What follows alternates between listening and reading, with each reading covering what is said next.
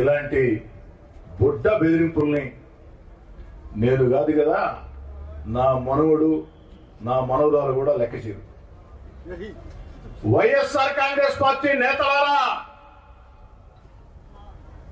YSR Congress party నేతలారా,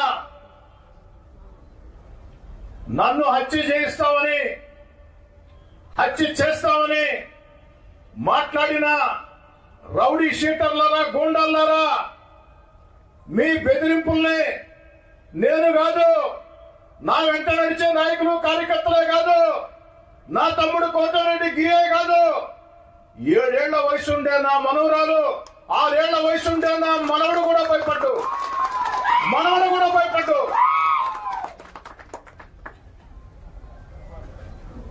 ఎవరు జీవితకాలం బతకరు అంటే భూమి ఉన్నంతకాలం ప్రతి మనిషికి ఏదో ఒక రోజు మరణం వస్తుంది. కానీ భయపడుతూ బతికి అలవాటు మా దగ్గర లేదు. నా దగ్గరే కాదు, నా వెంట నడిచే నాయకుల కార్యకర్తల వద్ద కూడా భయం అన్న పదం మాకు తెలీదు. కాబట్టి ఇలాంటి బుడ్డ బెదిరింపుల్ని లెక్క చేసే వ్యక్తిని కాదు అని చెప్పని తెలియచేస్తూ, నా చివరి శ్వాస ఉన్నంత వరకు, ఓపిక ఉన్నంత వరకు, ఊపిరి ఉన్నంత వరకు ప్రజా జీవితంలో కొనసాగుతాం, ప్రజల మధ్యలో ఉంటాం. ఈ 14 నెలల్లో చంద్రబాబు నాయుడు గారి ఆశీస్సులతో, పవన్ కళ్యాణ్ గారి ఆశీస్సులతో, నారా లోకేష్ గారి ప్రోత్సాహంతో, జిల్లాలో ఉన్న 2 మంత్రులు పొంగూరు నారాయణ గారు, ఆనవ రామనారాయణ గారి సహకారంతో, పార్లమెంటు సభ్యులు వేమిరెడ్డి ప్రభాకర్ రెడ్డి గారి సహాయ సహకారాలతో, ఆ దేవుడి దయతో నెల్లూరు రూరల్ నియోజకవర్గంలో 300 కోట్లతో అభివృద్ధి పనులు చాలా వరకు పూర్తయి ఇంకొన్ని పూర్తిగా ఉన్నాయి. రూరల్ నియోజకవర్గంలో ఎవరైనా నా వద్దకు వచ్చి సమస్య ఉంది అంటే, ఎలాంటి సమస్య అయినా అది పరిష్కారం కావాలా అనే తత్వం నాది. ఎవరు ఫోన్ చేసినా, ఏ సమయంలో ఫోన్ చేసినా ఫోన్ ఎత్తి సమాధానం చెప్పి ఆ బాధల్లో కష్టాల్లో ఉన్న వ్యక్తులకి వెంట నడిచే తత్వం నాది. కాబట్టి నెల్లూరు రూరల్ నియోజకవర్గంలో మరింత ఉత్సాహంతో ఈ అభివృద్ధి పనులు ముందుకు సాగిస్తాం.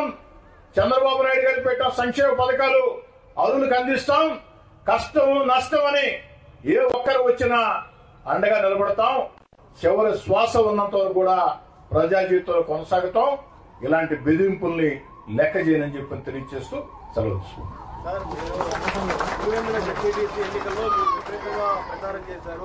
అక్కడ వాళ్ళ ఓటమికి అయితే మీరు కృషి చేసినటువంటి పరిస్థితి ఒంటి పెట్ట అక్కడ వైసీపీ ఓడిపోవడానికి మీరు కూడా ప్రధానమైన కారణం కాబట్టి అందులో భాగంగా జరిగిందని భావించారు. ఒంటిమిట్టలో ఓ తెలుగుదేశం పార్టీ కార్యకర్తగా ఓ 3 రోజుల పాటు నా ప్రచారం నేను చేశా. మీకు అందరూ కూడా తెలుసు.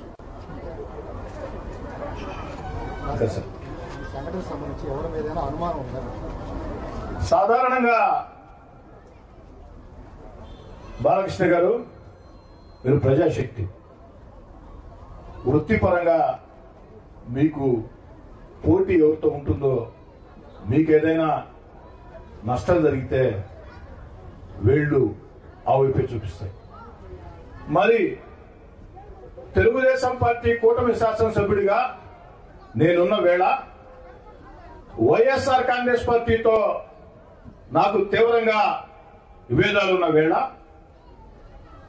మరీ ముఖ్యంగా ఇటీవల కాలంలో YSR Congress party social media నా మీద విషయం కక్కుతున్న వేళ, వైఎస్ఆర్ కాంగ్రెస్ పార్టీ పత్రిక టీవీ నా మీద విషయం చిమ్ముతున్న వేళ అనుమానం ఎవరి మీద వస్తుంది సాధారణంగా. కానీ ఇవన్నీ కూడా పోలీస్ విచారణలో తేలాలి. అయితే నేను ఒక్కటి చెప్పదలుచుకున్నా, వైఎస్ఆర్ కాంగ్రెస్ పార్టీ నేతలారా,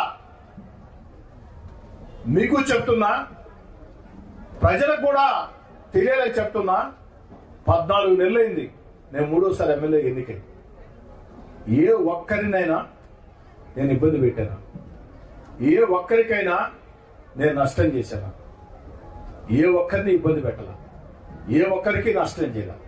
సాధ్యమైనంత వరకు రాజకీయ వివాదాలకి దూరంగా ఉంటూ నిరంతరం ప్రజల మధ్యలో ఉంటూ నా పని నేను చేసుకుంటూ మూడోసారి ఎమ్మెల్యే గెలిపించిన రూరల్ నియోజకవర్గానికి ఎంత చేసినా తక్కువేనని ముందుకు సాగుతున్న వేళ ఎందుకు నన్ను కిలుకుతున్నారు? ఆ కిలుకుడు కాస్త ఎక్కువయ్యి ఈరోజు దుర్మార్గంగా నేను మాట్లాడక ముందే మీరెందుకు భుజాలు తోడుకుంటున్నారు? గుమ్మడికాయలు దొంగ అంటే భుజాలు తోడుకున్నట్టు మీరెందుకు భుజాలు తోడుకుంటున్నారు? కాబట్టి సగటు మనిషి ఆలోచనల ప్రకారం మీరు అడిగినట్టు అనుమానం ఎవరి మీద ఉంటుంది? అనుమానం. కానీ ఇవన్నీ కూడా పోలీస్ విచారణలో తేలాలా, పోలీస్ విచారణలో నిర్ధారణ అవుతాయి అన్న సంపూర్ణ విశ్వాసం కూడా నాకుంది. గతంలో కూడా గన్మెన్ దూరం పెట్టుకున్నారు. ఇప్పుడు కూడా ఏంటంటే మీరు గన్మెన్ కంటే కూడా మీరు ప్రజాక్షేత్రం ఎక్కువ తిరుగుతూ ఉంటారు. మీ పట్ల మీ యొక్క భద్రత పట్ల కూడా మీ అభిమానులు ఇప్పుడు కూడా మాకు కొంత అనుమానం వ్యక్తం చేస్తారు. వాళ్ళకి ఎలాంటి భరోసా ఇవ్వబోతున్నారు? ఎవరు కూడా ఎలాంటి భయాందోళన చెందవద్దు. వైఎస్ఆర్ కాంగ్రెస్ పార్టీ ప్రభుత్వంలో 4 గన్మెన్లు నాకున్నారు. వైఎస్ఆర్ కాంగ్రెస్ పార్టీకి దూరంగా జరిగిన తర్వాత నన్ను మానసికంగా భయపెట్టేదానికి ఆనాటి ముఖ్యమంత్రి జగన్మోహన్ రెడ్డి గారి ఆదేశాలతో ఆనాటి ప్రభుత్వ సలహాదారు సజ్జల రామకృష్ణారెడ్డి గారి ప్రత్యక్ష ప్రమేయంతో 2 గన్మెన్లని తొలగించారు. వారు 2 గన్మెన్లను తొలగించిన వేళ ఈ 2 గన్మెన్లు కూడా నాకు వద్దయ్యా, గన్మెన్లు లేకుండా నన్ను నేను ఎలా కాపాడుకోవాలో నాకు తెలుసు. 35 ఏళ్లుగా విద్యార్థి జీవితం దగ్గర నుంచి ప్రజా జీవితంలో ఉన్న జీవితంలో ఎంతో మందితో పోరాటాలు చేశా. నా జీవితం పూల పంపు కాదు, నా జీవితం ముళ్ళ దారి. ఆ ముళ్ళ దారిలో నడుచుకుంటూ వచ్చా. ఎంతో మందితో ఎన్నో పోరాటాలు చేశాం. కాబట్టి 2 కూడా మీరు తీసుకోబడి అని చెప్పని ధైర్యంగా పంపించారు. ఒక్క గన్మెన్ కూడా నాకు లేని రోజుల్లో నేను నమ్మిన నా వెంట నడిచిన కార్యకర్తలు వంతులు వేసుకుని బాధ్యతలు తీసుకుని రోజుకు 6 మంది నాకు అండగా నిలిచారు. వంతులు వేసుకుని అండగా నిలిచారు. అన్ని జాగ్రత్తలు కూడా తీసుకున్నాం. కాబట్టి ఖచ్చితంగా అన్ని జాగ్రత్తలు తీసుకుంటా. ఎందుకంటే ప్రాణం అంటే ఎవరికైనా తీపే. తెగించి పోరాటం వేరు, ప్రాణం అంటే ఎవరికైనా తీపే. తెగించి పోరాడతాం. అన్ని జాగ్రత్తలు తీసుకుంటా. ఎవరు ఆందోళన చెందవు.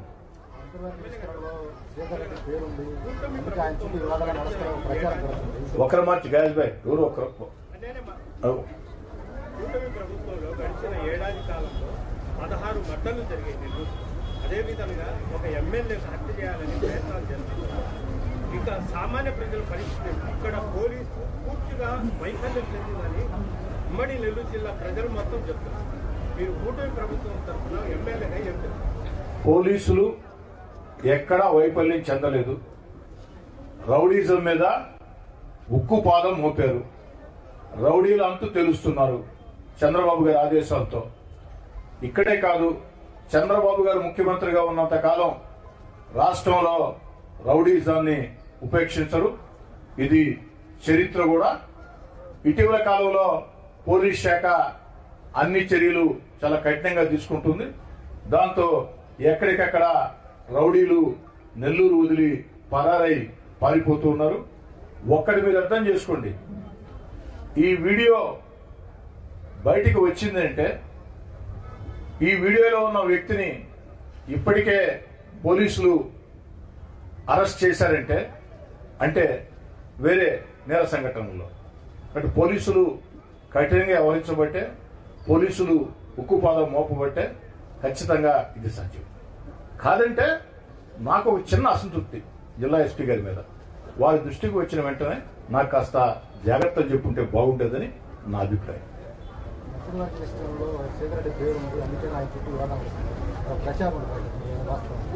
మంత్రివర్గ విస్తరణలో కోటమిరెడ్డి సోదరెడ్డి పేరుంది, అందుకే చుట్టూ వివాదాలు ఉన్నాయంటే దానికి నా కాడ సమాధానం లేదు.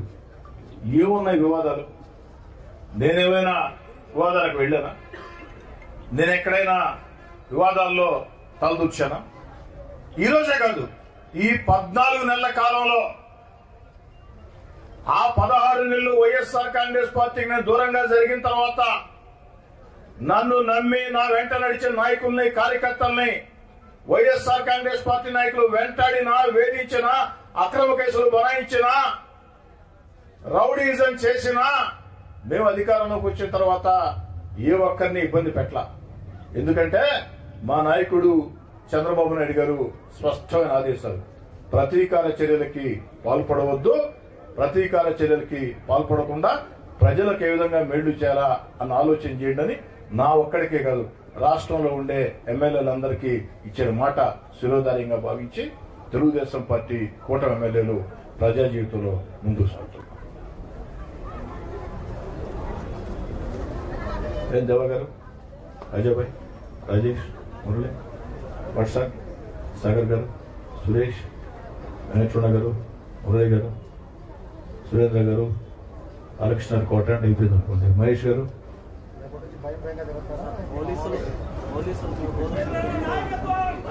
బాలకృష్ణ గారు, రామాయణం అంతా ఈయన సీత రాముడికి ఏమవుతుందని అడిగితే ఎలా ఉంటుందో మీరు అడిగిన ప్రశ్న అలా ఉంది. భయం సినిమా డైలాగ్ కాదు బాలకృష్ణ గారు, మీకు కూడా నేను ఇప్పటి నుంచి కాదు, కళాశాల అప్పటి నుంచి తెలుసు. కాబట్టి భయం నా రక్తంలో లేదని నేను మళ్ళీ చెప్పాల్సిన అవసరం లేదు. భయం ఒక్క వెంట్రుకలో ఉన్నా 16 నెలల అధికారాన్ని వదులుకొని జగన్ రెడ్డి గారిని ధిక్కరించి వీధుల్లోకి వచ్చి పోరాటం చేయాలి. ఇలాంటి రౌడీల్ని, ఇలాంటి గూండాల్ని, ఇలాంటి బెదిరింపుల్ని జీవితంలో ఇన్ని చూసి ఉండ.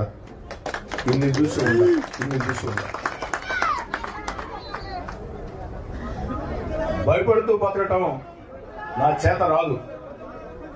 భయపడుతూ బతికే అలవాటు నాకు లేదు. భయపెడితే భయపడే వ్యక్తిని కాదు, మంచిగా చెప్తే, పద్ధతిగా చెప్తే ఎందాక నేనే వ్యక్తిని. భయపెడితే భయపెట్టాలని అవతలోళ్ళు ప్రయత్నం చేస్తే ఆ ప్రయత్నం పూర్తయ్యే లోపు నా స్పందన మరో రకంగా. ఇంకా సార్ అదే మాట్లాడుతున్నాడా?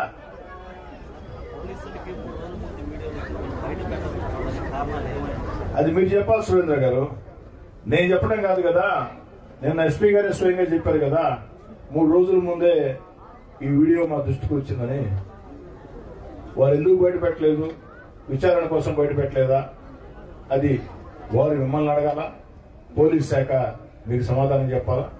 నా ఆవేదన ఏంటంటే కనీసం నాకు అలర్ట్ చేస్తుంటే బాగుండేది, జాగ్రత్తలు మనం చెప్పుంటే బాగుండేది అన్న బాధ అయితే.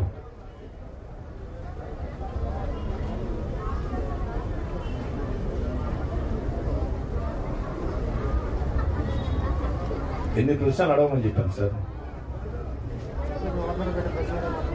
ఎవరందరినీ? వాళ్ళందరూ వచ్చారా? టీవీలో చూశారు, 10 గంటలకు ప్రెస్ మీట్ అన్నారు, సంఘీభావం తెలియజేస్తే కుటుంబ సభ్యుడిగా వచ్చారు. ఈ ఆఫీస్కి జనాలు రావటం కొత్త ఏం కాదు. అధికారం ఉన్నా అధికారం లేకున్నా ముఖ్యమంత్రులతో పోరాడిన రోజుల్లో కూడా ఈ కార్యాలయం జనంతో ఎప్పుడు నిండుగా ఉండేది. ఎందుకంటే నెల్లూరు రూరల్ ప్రజలకి ఒక భరోసా, ఒక ధైర్యం. కష్టం వస్తే, సమస్య వస్తే నెల్లూరు రూరల్ ఎమ్మెల్యే కార్యాలయం వెళితే ఓదార్పు దొరుకుతుంది అన్న భరోసా.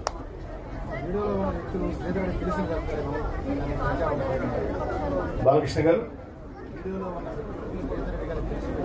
ఒకరిద్దరు తెలుసు అంటే నాకు తెలిసిన వాళ్ళంతా మా వాళ్ళేనా? నేను అడిగేది ఏమిటి, వీడియో నిజమా కాదా? ఎవరో కాదనే సత్యం, వీడియో నిజమని. మరి వీడియో నిజమైనప్పుడు రూరల్ ఎమ్మెల్యేని చంపితే డబ్బు అన్నప్పుడు ఆ డబ్బు ఇస్తామని చెప్పారు. అది తేలా. నెల్లూరు రూరల్ నియోజకవర్గంలో ప్రతి కుటుంబంతో నాకు అనుబంధం ఉంది. వివిధ పార్టీ నాయకులతో బంధాలు, అనుబంధాలు, స్నేహాలు ఉన్నాయి. నేను ఎన్నికల వేళ మాత్రమే రాజకీయాలు, ఎన్నికలు పూర్తయిన తర్వాత రాజకీయాలు చేసే వ్యక్తిని కాదు. ఎన్నికలు పూర్తయిన తర్వాత కష్టం వస్తే ప్రజలకు ఉపయోగపడటం, ఇబ్బంది ఉంటే ఆ ఇబ్బందులు ఉండటం, సంతోషం ఉంటే ఆ సంతోషం ఉండటం, అదొకటే. కాబట్టి నాకు వాళ్ళెవరూ తెలియదు అని నేను చెప్పడం లేదు. ఒకరో ఇద్దరు నాకు తెలుసు. అది మీరు కనిపెట్టాలా?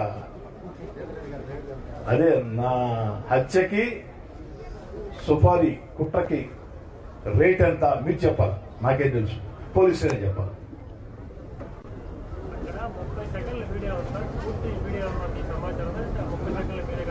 మీరు ఇచ్చిన వీడియో నాకు, అది మీడియా ఇచ్చిన వీడియోని. రాత్రి కొంతమంది రిటైర్డ్ పోలీస్ అధికారులు ఫోన్ చేశారు. వాళ్ళు ఏం చెప్తారంటే, సార్ అది కేవలం 32 సెకండ్స్ వీడియో, దానికి ముందు వీడియో ఉంటుంది, తర్వాత వీడియో ఉంటుంది, మొత్తం వీడియో వస్తే చాలా బాగుంటుంది, పూర్తి స్థాయిలో కుట్ర, ఆ డబ్బు ఇస్తామన్న వ్యక్తి ఎవరు దాంట్లో వచ్చి ఉంటారు సార్ అని కొంతమంది రిటైర్డ్ పోలీస్ అధికారులు, నా శ్రేయోభిలాషులు గత రాత్రి నాకు ఫోన్ చేసి చెప్పారు. ఆ విషయాన్ని కూడా పోలీస్ శాఖ దృష్టికి తీసుకెళ్తారు. సార్ 5 రోజుల క్రితం ఈ వీడియో బయటకు వచ్చింది, పోలీసుల దగ్గరికి అని తెలుస్తుంది. జిల్లా పోలీసులు మీకు ఎలాంటి ఇన్ఫర్మేషన్ ఉంది? ఈ క్రమంలో ఈ విషయం పైన జిల్లా పోలీసులు పక్కన పెట్టి హోంశాఖకి ఏమన్నా క్లియర్? హోంమంత్రి రాత్రి ఈ సంఘటన టీవీలో వచ్చిన తర్వాత మంత్రులు మాట్లాడారు, హోంమంత్రి గారు మాట్లాడారు, పల్లా శ్రీనివాసరావు గారు మాట్లాడారు, ముఖ్యమంత్రి గారు మాట్లాడుతున్నారు అని చెప్పని ఖచ్చితంగా వారి నోటీసులో అన్ని విషయాలు కూడా పెడతాం. రాష్ట్ర ప్రభుత్వం శాంతి భద్రతల విషయంలో ఎక్కడ రాజీ పడే ప్రశ్నే ఉండదు. ఖచ్చితంగా ఈ విషయం మీద కూడా కఠినంగానే వ్యవహరిస్తాం. అది నాకు ఎలా తెలుసు? 4 గోడల మధ్య నాకేం కెమెరాలు లేవు, పోలీసు 4 గోడల మధ్య నాకేం కెమెరాలు లేవు. వినోద్కి ఏమైనా కెమెరాలు ఉంటే వినోద్ చెప్పాలి. అదే నాకు తెలియదు, తెలియని విషయాలని తెలుసు అని చెప్పడం కరెక్ట్ కాదు కదా.